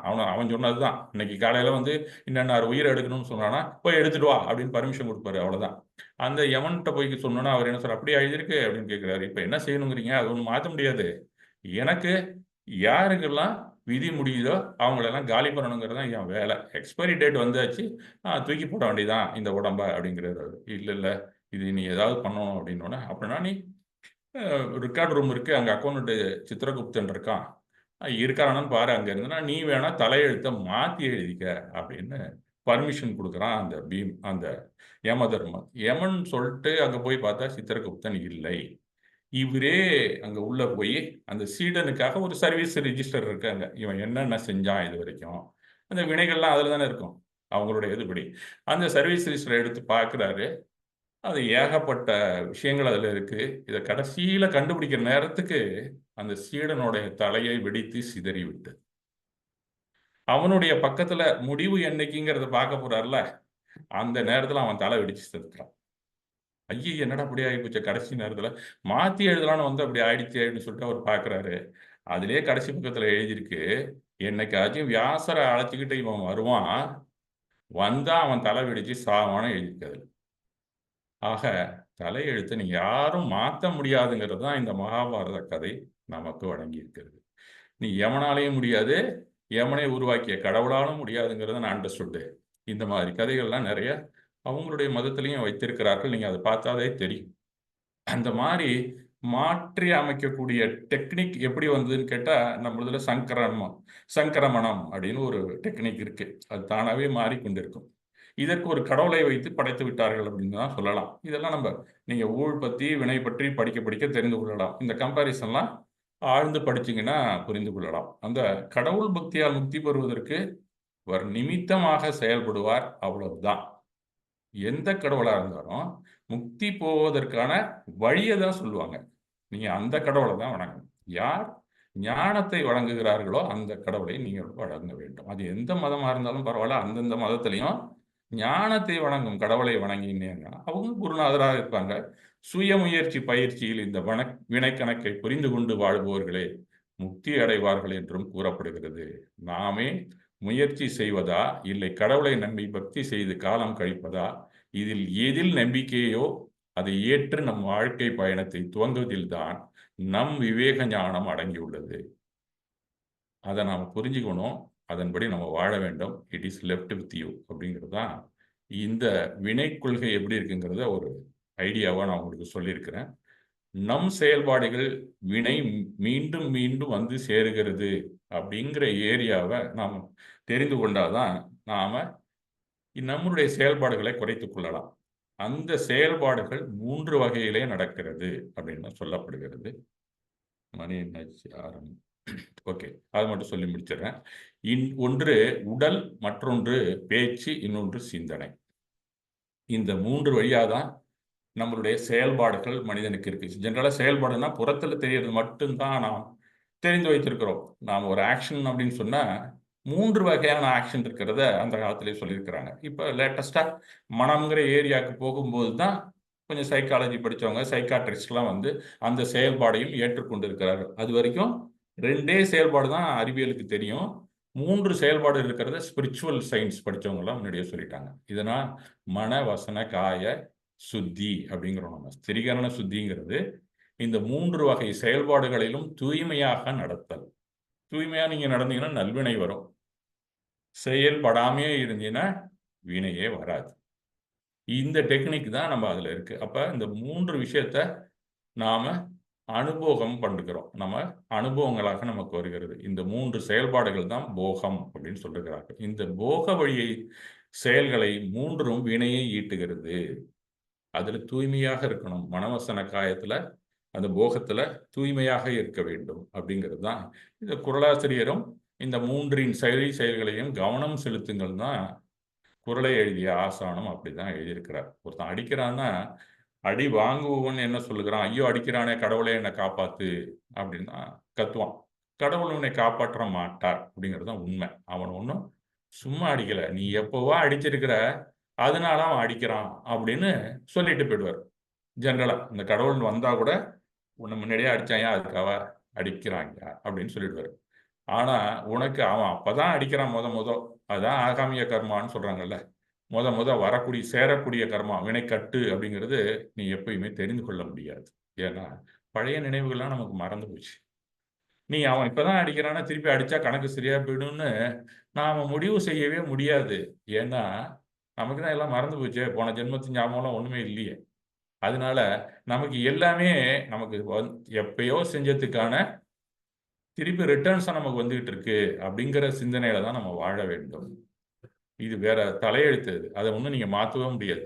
இந்த இப்போ இப்பதான் ஏன் அடிக்கிறான், நான் திருப்பி அடிச்சிடுறேன் அப்படிங்கிறதுக்கு முடிவு செய்யவே முடியாது. அப்ப சும்மா இருந்தா என்னங்க ஆகும்னா கண்டிப்பா உனக்கு நல்வினை தான் சேரும். அதனால அந்த விஷயத்தை நாம தெரிந்து கொள்ள வேண்டும். இந்த மறதியினால நமக்கு ஞாபகம் தான் நமக்கு நன்மை தான் இருக்கிறது. ஒருத்தன் அடிச்சானா திருப்பி நீ அடிக்காம இருந்தீன்னா உனக்கு நல்ல வினை தான் கூடும். அதான் ஒரு கன்னத்தில் அடித்தால் இன்னொரு கன்னத்தை காட்டுன்னு ஒருத்தர் சொல்லிட்டு போயிட்டார். நன்றாக தெரிந்து கொள்ளுங்கள், வினையோட வசூலை எந்த கடவுளாலும் தடுத்து நிறுத்தி காப்பாற்றவே முடியாது. ஏனென்றால் அவரது வினையும் ஒரு நாள் முடிவடைந்து விடும் என்பதே அதே வினை கொள்கை கூறுகிறது. எந்த கடவுளா இருந்தாலும் அவங்களுக்கும் ஆயுள் உண்டு, அவங்களோட அந்த கதை முடிஞ்சு போயிடும். அவங்க கடவுள் போயிட்டு செஞ்சிருவார். அதே போஸ்டுக்கு இன்னொருத்தர் பின்னாடி வருவார், அவ்வளவுதான். அவங்க எல்லாம் தேவர்கள் தான். அவருக்கு ஆயுள் உண்டு, அதை அவரால் தள்ளி போடவும் முடியாது. கடவுளாக இருந்தாலும் கடவுள் இல்லை என்றாலும் உன்னை நீதான் தற்காத்துக் கொள்ள வேண்டும் என்பது விதியிலிருந்து எப்படி வெளியேறுவது என்ற விவேக ஞானம் தெரிவிக்கிறது. புலம்பி தீர்ப்பதை தவிர வேற வழியே இல்லை அந்த நேரத்துல. இல்ல அதையும் இதுதான் நானே எனக்கு கொடுத்த தண்டனைன்னு நீங்க ஏற்றுக்கொண்டு வாழ இருந்து விடுவது நல்லது அப்படிங்கிறது தான் நமக்கு ஒழுக்கத்தில் சொல்லப்படுகிறது. இந்த 3 வினையாக ஈட்டிய வினைகள், டெபாசிட் ஆன வினைகள் எதிர் செயலை அதே அளவில் நமக்கு திருப்பி செய்ய காத்திருக்கும். For every action there is opposite and equal reaction அப்படிங்கிறது தான் முதல்ல பார்த்தோம். அது நியூட்டன் சொன்னாலும் ஸ்பிரிச்சுவல் சயின்ஸ் அதை தான் அப்பயே சொல்லி கொண்டிருக்கு. இன்று வரைக்கும் நாம் செயல்பட்டு கொண்டிருக்கிறோம். ஆனால் சமமான எதிர்வினை சாதகமாகவும் பாதகமாகவும் இருக்கலாம் இல்லையா? அதுக்கு முடிவு பண்றது நம்மளுடைய செயல்பாடு தான். அது வரமாக இருக்கிறதா, சாபமாக இருக்கிறதா அப்படிங்கிறது நமக்கு துன்ப அனுபவம் வந்ததுன்னா நம்ம முன்னாடியே தப்பு பண்ணியிருக்கோம்னு அர்த்தம். ஒரு தடை வந்துச்சுன்னா நாம முன்னாடியே நம்மளுடைய செயல்பாட்டில் எங்கேயோ தவறு இழைத்திருக்க, தூய்மை இல்லை. இந்த 3 செயல்பாட்டில் எங்கேயோ தூய்மை இல்லை அப்படிங்கிறது தான் நாம் தெரிந்து கொள்ள வேண்டிய உண்மை. இதுதான் ஞானியரின் கூற்று. இப்ப உடலால பிற தீங்கு செய்யறோம்னா, ஒருத்தனை அடிச்சோம்னா பிற்காலத்துல நாம அடிக்கக்கூடிய சூழ்நிலை அங்க உருவாகிடும். திருப்பி அதை வசூல் பண்ணிடுவோம். இல்லைன்னா அவனுக்கு நாம எப்பயாவது கொடுத்தா நமக்கு ஆயிடும். அதே போல நாம் பேசுறோம். சில பேர் பார்த்தீங்கன்னா புறச்செயலில் தூய்மை இல்லாம இருப்பாங்க. சில பேர் புறச்செயலில் தூய்மையை புறத்துல பார்த்தீங்கன்னா ரொம்ப அடக்கமா இருப்பான். ஆனா வாயை திறந்தா கெட்ட வார்த்தையா விட்டுவான். சீக்கிரம் கையை நீட்ட மாட்டான். கண்ணாபுண்ணான்னு திட்டுவான். அப்ப இந்த 2வது செயல்பாடு அவனுக்கு சரியில்லைன்னு அர்த்தம். அதுக்கு வட்டி முதலுமா பின்னாடி இவனுக்கு வரதான் போகுது அப்படிங்கிறத நாம் தெரிந்து கொள்ளலாம். சரி, இந்த 3வது அப்படிங்கிற விஷயத்துல என்னங்க இருக்கு அப்படின்னா, மனதில் விஷம் தோய்ந்த சிந்தனையை கொண்டிருப்பான் ஒருத்தர். அது வெளியிலேயே தெரியாது. சினத்தை வெளியே தெரியாமல் மூடி வரைத்து வன்மமாக வளர்த்து கொண்டிருப்பான். சில பேர் கோபமா பேசுவான். அவன் செயல்பாட்டில் அதை காமிச்சிட்டான்னு அர்த்தம். ஆனா உடனே இவன் திருப்பி கோபமா பேசாம மனசுக்குள்ளே வச்சு வச்சு அதை அந்த சினத்தை உறைய வைத்து வன்மமாக மாற்றி கொண்டிருப்பான். சரியான தருணம் பார்த்து அவனை போட்டு தள்ளுவான். அது இந்த ஜென்மத்திலையும் நடக்கும், அடுத்த ஜென்மத்திலையும் நடக்கும். அதுதான் தொடர்ந்து அந்த பழி உணர்வுங்கிறது பல பிறவிகளுக்கும் வரும். அப்ப இந்த மனசுல இருக்கக்கூடிய அந்த செயல்பாடு தான் பல பிறவிகளுக்கு காரணமாகிறது. உடல் செயல்பாடு, அந்த வாயிலிருந்து வரக்கூடிய செயல்பாடு, இது 2மே பெரும்பாலும் முற்பகல் செய்யின் பிற்பகல் தாமே விளையும். பெரும்பாலும் அப்படிதான் இருக்கும். ஆனா அந்த மனசுல இருக்கு பார்த்தீங்களா, இந்த செயல்பாடு தான் பல பிறவிகளாக உங்களுக்கு தொடர்ந்து கொண்டே வரும். அந்த வன்மம், அந்த பகை, அந்த உள்ளுக்குள்ளேயே இருக்கக்கூடிய உறைந்து கிடக்கும் பகை இருக்குல்ல, அதுதான் பல பிறவிகளை வரும். இது நீங்க தீர்த்தங்கரர் புராணம், பார்ஸ்வநாதரை படிச்சீங்கன்னா வந்துகிட்டே இருக்கும். யசோதர காவியம் இருக்கு. எத்தனையோ காவியங்கள்ல மீண்டும் மீண்டும் திருப்பி நீ ஏன் பிறக்கிறங்கிறதுக்கு உள்ளுக்குள்ள இருக்கக்கூடிய அந்த பழி உணர்வு தான் அப்படிங்கிறது தெரியும். இதை நாம வளர்த்து கொள்ளாத விஷயம் என்னன்னு கேட்டா, மற்ற 2 விஷயத்தை விட உள்ளுக்குள்ள வன்மத்தை வளர்க்குறோம்ல ஒருத்தர் மேல, அதுதான் பல பிறவிகளுக்கு நமக்கு அது அந்த வினை தூண்டுகோலாக இருக்கும் அப்படிங்கிறது தான் உண்மை. இப்ப வார்த்தையால் தீங்கு செய்தால் வார்த்தையால் பிறரை தீமை செய்ய தூண்டுதல், இதற்கும் எதிரே அதே வழியில் தீமை நமக்கு விளையும். இப்ப மனதால தீங்கு செய்ய நினைக்கிறாய, எதிர்வினை எப்படி வரும் அப்படின்னு ஒரு கொஸ்டின் நானே என்னுடைய ஆசிரியர்கிட்ட கேட்டிருக்கேன். மனதால செய்யறோம், எப்படிங்க மனசுக்கு அப்படியே திருப்பி வருது? அது அது எங்க போய் எப்படி வேலை செய்யும் அப்படின்னு சொன்னா, அதுக்கு தான் சொல்றாரு. அது எல்லாமே மற்ற 2மே நனவு வாழ்க்கையில, அன்றாட வாழ்க்கையில நீ சந்திச்சிடலாம். வாயால செய்த செயல்பாடுக்கு எதிர்வினையோ, உடலால் செய்த செயலுக்கு எதிர்வினையோ, அன்றாட வாழ்க்கையிலேயே நாம விழித்துக் கொண்டிருக்கும் போதே அது திருப்பி வட்டி மூலமா நமக்கு கிடைச்சிடும். ஆனா மனசால செய்ததுக்கு உணர்வு ரீதியாகவே உனக்கு கிடைக்கும். கனவுல தான் அது உனக்கு கிடைக்கும் அப்படிங்கிற மாதிரி சொல்றாரு அவரு.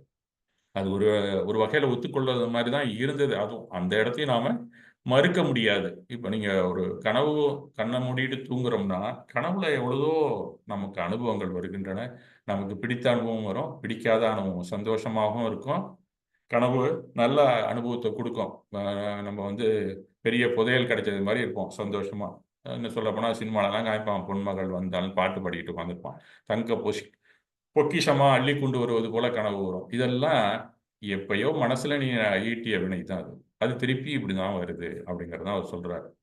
இதற்கெல்லாம் காரணம் போன ஜென்மத்தில் மனதில் தோன்றிய சிந்தனைகள் தான். மாறாக தீவினையை மனதால் பிறருக்கு செய்ய நினைத்தவருக்கு பாம்பு துரத்துறது மாதிரி வரும் அப்படின்னு சொல்லுவாரு. அது பெரும்பாலும் எல்லாருக்குமே அந்த கனவு வர்றதுக்கு வாய்ப்பு இருக்கு. அதுவும் கடிச்சிடுச்சுன்னா உங்களுக்கு அதோட முடிஞ்சு போச்சுன்னு அர்த்தம். இல்லைன்னா அடுத்த பிறவிக்கு அந்த பாம்பு துரத்தும் அப்படின்னு தான் சொல்லுவாங்க. அதை விட மோசமாக, அதனாலதான் இந்த பாம்பு அவர் தலைக்கு மேல இருக்கிறது மாதிரி வச்சிருக்காங்களா என்னமோ தெரியல, பார்சனாதருக்கு. அதை விட மோசமாக அப்படின்னு பார்த்தீங்கன்னா, சிங்கமும் சிறுத்தையும் ஒரே நேரத்துல ஒண்ணு துரத்திட்டு வரும்டா அப்படின்னு சொன்னாரு அவரு. அந்த மாதிரி நாம தூக்கத்துல பயந்து ஏந்திரிச்சு உட்கார்ந்துருவோம். அப்படியே படபடன்னு மனசு ஹார்ட் அடிச்சுக்கும் பேய் அடிக்கிற மாதிரி உட்காந்துருப்போம். அம்மாலாம் கூட கேட்பாங்க, என்னடா கெட்ட கனவு ஏதாவது கண்டியா அப்படின்னு. உங்க அம்மா கூட கேட்டிருப்பாங்க, என்னையும் கேட்டிருக்காங்க. அதெல்லாமே நாம் சிந்தனையினால் பிறருக்கு செய்த தொந்தரவு, பிற ஜீவராசிகளுக்கு அளித்த துன்பங்கள் தான். இதுக்கு இப்படிதான் வரும் அப்படிங்கிறது. அதுக்கு அடுத்தபடியா இன்னொரு உதாரணம் நீங்க எடுத்துக்கணும்னா, ஸ்கூல்ல படிக்கும் போதெல்லாம் பார்த்தீங்கன்னா, வேக்சினேஷன் போட வருவாங்க அந்த காலத்துலலாம். இப்போ வராங்களா என்னன்னு தெரியல. மோஸ்ட்லி இருக்கிறது இல்லன்னு நெனைக்கிறேன். நம்மளே போய் போட்டுக்கிறாப்புல இருக்கு. அப்பலாம் வருவாங்க. வந்தா அம்ம நோய்க்கு, காலரா வராம இருக்கிறதுக்கு, பிசிஜின்னு இந்த காச நோய்க்கு இதுக்கெல்லாம் போட வருவாங்க. அவங்கலாம் தெருவுல இருக்கிறவங்களுக்கு போட்டு ஸ்கூல் நடத்துற நேரத்துக்கு ஸ்கூலுக்கு வந்துருவாங்க. அப்போ வந்தாங்கன்னா, அவங்க ஏதோ ஒரு அதுக்குன்னு ஒரு சிரிஞ்சு பெருசா இருக்கும். அது பார்த்தாலே நமக்கு பயமா இருக்கும்னு வச்சுக்கங்களேன். அப்ப ஸ்கூல் படிக்கிற பசங்க தானே. இப்பயுமே பயம் தான் ஊசி போடுறதுன்னா. அத பார்த்துட்டு அவங்க விளக்குல லேசா அப்படியே தணல்ல சூடு பண்ணிட்டு தான், அதான் ஸ்டெரிலைசேஷன் அப்பல்லாம் அவங்களுக்கு. வெந்நீர்லலாம் போட்டு எடுக்கிறதில்ல. அத காமிச்சுட்டு வச்சு விடுவான் நமக்கு. இப்ப அதுல நீங்க முதல்ல போய் ஊசிய குத்தும்போது படபடன்னு இருக்கும். குத்திட்டு கூட வந்துடலாம். அதுக்கப்புறம் சரியாயிடும். ஆனா, நமக்கு முன்னாடி ஒரு 50 பேர் இருக்கான்னா, இந்த 50 தரையும் நமக்கு ஊசி போட்டது மாரியே இருக்கும். இதெல்லாமே நம்ம எப்பயோ பண்ணது தான். இதெல்லாம் எப்பயோ நாம மனசால தீங்கு இழைத்தது தான். ஒரு ஊசிக்கு 50 ஊசி உணர்வு நமக்கு வரும். வலிக்குதே வலிக்குதுன்னு. இந்த கியூல நின்னுட்டு இருக்கும்போது. உங்க டேர்ன் போட்டோன தான் ஒண்ணும் இல்லன்னே தெரியும். ஆக, நாம ஒண்ணுமில்லாத விஷயத்துக்கு நாம மனசுல அச்சைப்படுகிறோம். எப்ப பார்த்தாலும் ஐயம் படுகிறோம். நாம பயந்து கொண்டே வாழ்கிறோம் அப்படின்னு சொன்னா, பழைய விஷயங்கள்ல, பழைய காலத்துல, பல பிறவிகள்ல நாம மனதால ஏதோ தீங்கு இழைத்திருக்கிறோம் என்பதுதான் அர்த்தம். அதுல 2 வகையில வசூலாகுது. ஒண்ணு மனதுக்கு திரும்ப எதிர்வினை, ஊசிய குத்தி உடம்புக்கும் எதிர்வினை முடிந்து போகிறது அப்படிங்கிறத நாம் தெரிந்து கொள்ளலாம். வாழ்க்கையில ஒவ்வொரு செயல்பாடும் இந்த 3 செயல்பாடுக்கான எதிர்வினையாகத்தான் இருக்கும் என்பதை நாம் புரிந்து கொண்டு வாழ வேண்டும். அத முதல்ல நாம்ப எப்பவுமே இந்த வினை கட்டுப்பாடு நாம தெரிந்து கொண்டு அந்த கலாச்சாரத்துல வாழ்ந்தோம்னா, எந்த நாட்டுல வேணாலும், எந்த சட்ட திட்டத்துல வேணாலும் நீங்க இருக்கலாம். நீங்க எந்த நாட்டுக்கு போனாலும், எப்படி வேணாலும் வாழ முடியும். இந்த வினை கொள்கையை மட்டும் நீங்க படிச்சுட்டீங்கன்னா, எல்லா நீதியும் இதுக்குள்ள அடங்கிடும். அதுக்கு மேல நீங்க என்ன தப்பு பண்ணாலும் அங்க தண்டனை கிடைக்காம இருக்கிறதுக்கான சட்டதிட்டங்கள் தான் இருக்கும். அடிப்படையில பொதுவான எல்லாத்துலயும் பொருந்தக்கூடிய விதி அப்படின்னு பார்த்தீங்கன்னா, இந்த வினை விதி தான் நமக்கு எல்லா இடத்துலயுமே பொருத்தமா இருக்கும். இப்ப வனவிலங்கு பாதுகாப்பு அப்படின்னு எடுத்துக்கிட்டீங்கன்னா, ஒவ்வொரு நாட்டுக்கு நாடு மாறுகிறது. இப்ப இந்தியாவிலே புலி, நாட்டு விலங்கு. நீ அதுக்கு எந்த தீங்கும் பண்ணக்கூடாது. மத்ததுக்கெல்லாம் கூட பண்ணலாம். அப்படித்தானே இருக்கு. சீனாவே எடுத்துக்கிட்டீங்கன்னா பாண்டா கரடிம்பான். இலங்கை போனீங்கன்னா யானைம்பான். ஆஸ்திரேலியால கங்காரு பார்த்திருப்பீங்க நீங்கலாம். இந்த மாரி நேபாளத்துக்கு போனா பசு அப்படிம்பான். அது மாரி நாட்டு பறவையெல்லாம் கூட இருக்கு. ஒவ்வொரு நாட்டிலயும் கொக்கு, கழுகு, பிரான்ஸுக்கு போனீங்கன்னா சேவல், அமெரிக்காவுக்கு போனீங்கன்னா அதுவும் ஒரு வகையான கழுகு தான் போட்டிருக்கான். அந்த மாதிரி இதுக்கெல்லாம் நீங்க இம்சைய செஞ்சீங்கன்னா உனக்கு தண்டனைன்னு அவன் நேரடியா குடுக்குறான். ஆனா நீங்க வினை கொள்கை எந்த ஒரு ஜீவராசிக்குமே நீ இம்சை கொடுக்கக்கூடாது. வேலை முடிஞ்சு போச்சு. நீ எந்த நாட்டுக்கு வேணாலும் போனாலும், அங்க இருக்கிற கலாச்சாரத்துல எது தண்டனையோ அது உனக்கு வர்றதுக்கு வாய்ப்பே இல்ல. நீ எந்த நாட்டுக்கு வேணாலும் போலாம். நீ வினை கொள்கையை நல்லா தெரிந்து கொண்டு, வினை வராத தடுப்பு முறையும் தெரிந்து கொண்டால், கொல்லாமை விரதம் முடிஞ்சு போச்சு. அத்தனைக்கும் டோட்டலா அரெஸ்ட் அதிலேயே முடிஞ்சு போச்சு. அப்ப எந்த மீல்ஸ் நீ சாப்பிடணும்னா, ஜெயின் மீல்ஸ் சாப்பிட்டாலே போதும். அந்த நாட்டுக்கு போய். அதுலயும் உனக்கு வர்றதுக்கு வழி கிடையாது. அங்க என்ன சாப்பிடுறது? பீஸா சாப்பிடுறதா? பர்கர் சாப்பிடுறதா? யோசிக்கவே வேண்டியதில்ல. இப்படி ஒழுக்கங்கள் எல்லாமே வினை ஒழுங்கு நடவடிக்கைகள் அடங்குமாறு வினையின் செயல்பாடுகள் உள்ளதை தெரிந்து, உலகில் எந்த பகுதியில வேணாலும் நீ போகலாம், வாழலாம் அப்படிங்கிறதுக்கும் நம்மளுடைய வினை கொள்கை பயன்படும் அப்படின்ட்டு இந்த நேரத்துல உங்களுக்கு தெரிவித்துக் கொள்கிறேன். இப்ப நேரம் அதிகமா போயிட்டே இருக்கிறதுனால, இதோட இந்த வினை எப்படி நமக்கு வருது? அதை எப்படி நாம தடுக்கலாம்? அப்படிங்கிற அடுத்த கட்டத்துல நாம தெரிந்து கொள்வதற்கு அடுத்த வகுப்பிலே நாம் சந்திப்போம். மிக்க நன்றி. இதற்கு அடுத்த நிகழ்வாக வரக்கூடியது